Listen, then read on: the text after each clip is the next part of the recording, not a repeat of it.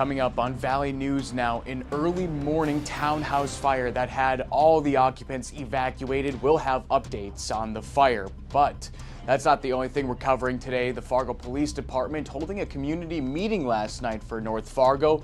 We'll have statistics and reaction to that. And have you noticed some trees being removed in Detroit Lakes? Well, there is a plan behind that. We'll have all the updates for you on Valley News Now, which is live.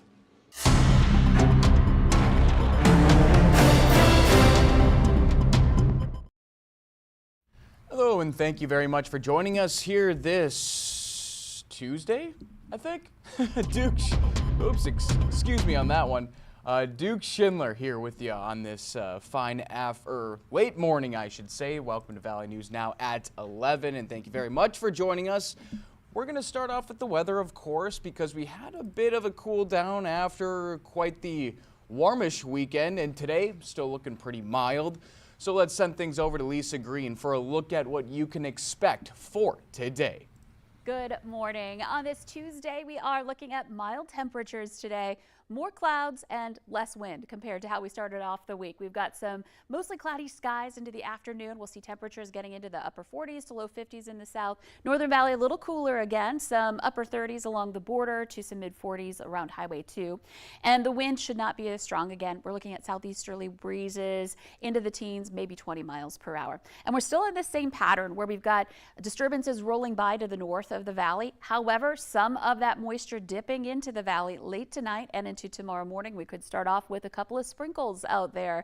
That's ahead of our first alert weather day Wednesday night and into Thursday, where we'll see a more active system affect us. But today, the wind not as much of a problem. You can get out and enjoy those milder temperatures here, and we'll stay mild through Wednesday before that system hits.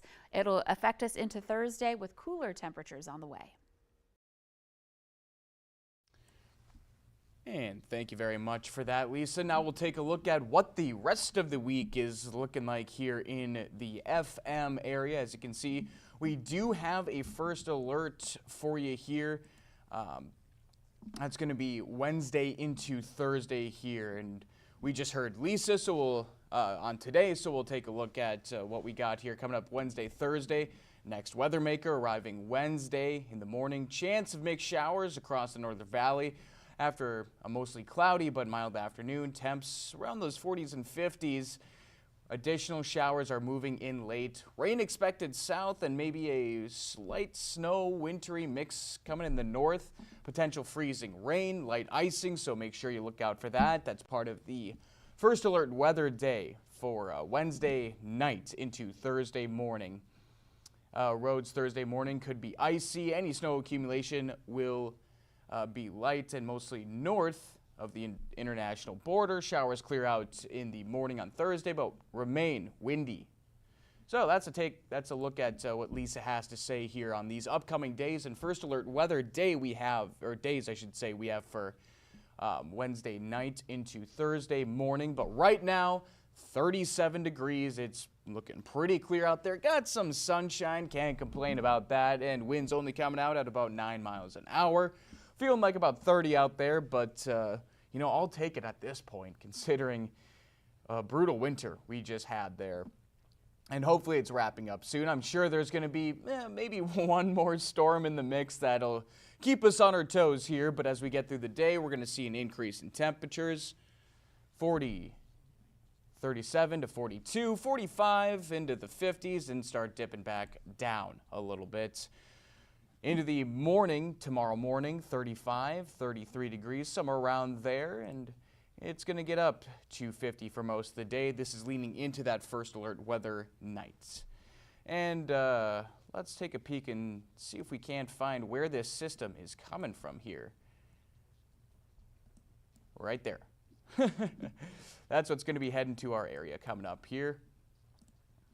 For those first alert weather days and the precipitation we'll be seeing. But that is going to do for your weather check update. We'll check roads here in just a little bit here, but we have an update for you on an early morning fire here in the Fargo area. Fargo Fire receiving a call for a structure fire just after 1 a.m. this morning. Now, Fargo firefighters responded to that structure fire in the 4300 block of 47th Street South, and when crews arrived, they were able to find what appeared to be an attached garage on a residential building fully engulfed in flames.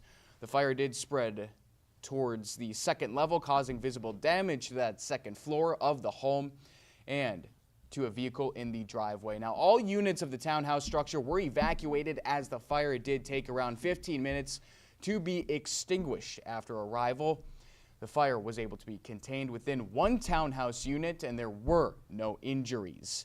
The cause and origin of the fire remain under investigation.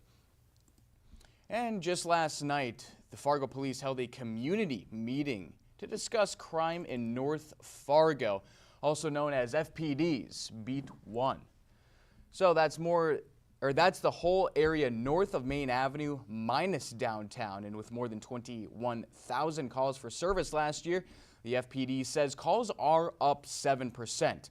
Now for residents, the meetings are a chance to better understand of the neighborhood that they live in.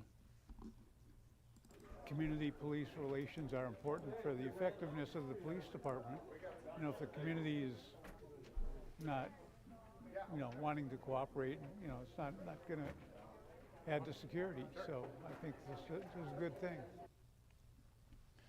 The top calls for service last year include traffic stops, public assists, and suspicious activity.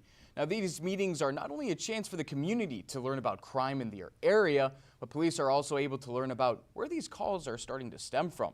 Well, I think everything that's important to them is important to us, and a lot of the things that we hear are similar. We still hear about traffic.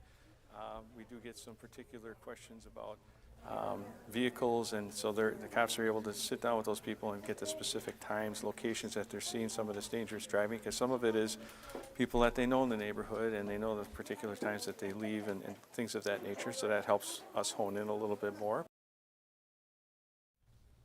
Beat 1 did see a 40% decrease in burglaries and breaking and entering.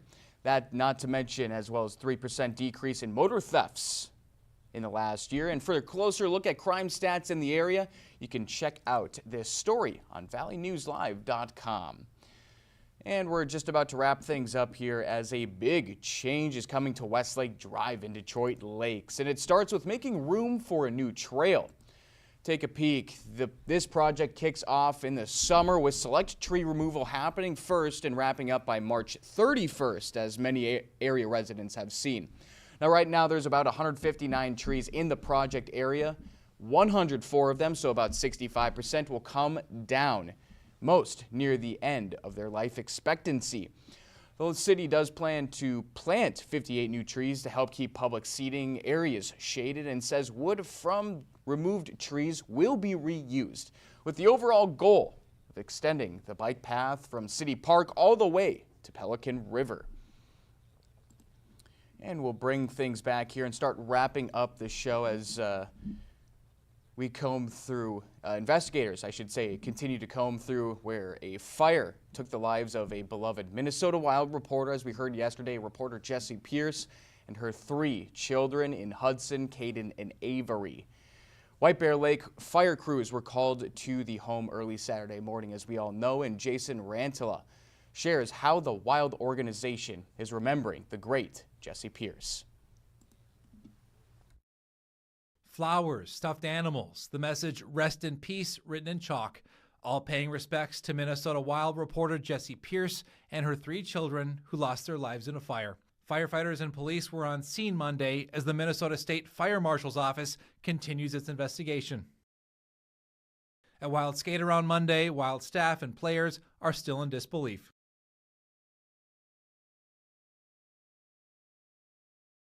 Wild General Manager Bill Guerin called Jessie a ray of sunshine and says she was always a pleasure to be around.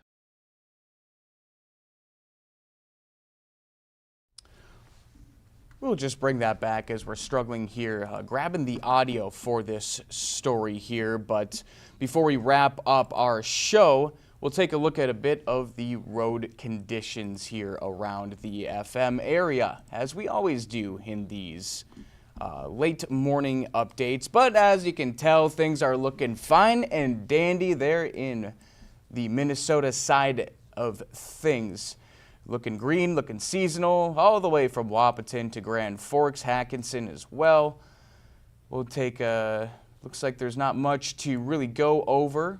We can just take a peek at some mobile maintenance operations, reducing to 1 lane. That is going to be